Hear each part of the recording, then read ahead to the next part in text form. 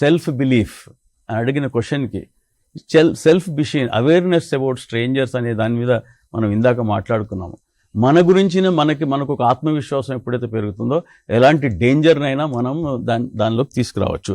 అయితే ఇక్కడ మీకు ఇంకా కొన్ని మంచి ఎగ్జాంపుల్స్ చెప్తాను. సునీతా విలియమ్స్ అనే ఆవిడ ఈ మధ్య ఇండియాకు కూడా వచ్చారు. ఆవిడ లాస్ట్ టైం కూడా ఒక ప్రోగ్రాంలో నేను చెప్పడం జరిగింది. ఆవిడ గురించిన వివరాలు చెప్తే 41 years ఏజ్లో ఆవిడ స్పేస్కి వెళ్ళింది. స్పేస్ అంటే మీకు తెలుసు, అక్కడ ఆక్సిజన్ ఉండదు, ఫుడ్ ఉండదు, వాటర్ ఉండదు, గురుత్వాకర్షణ శక్తి గ్రావిటేషనల్ ఫోర్స్ ఉండదు.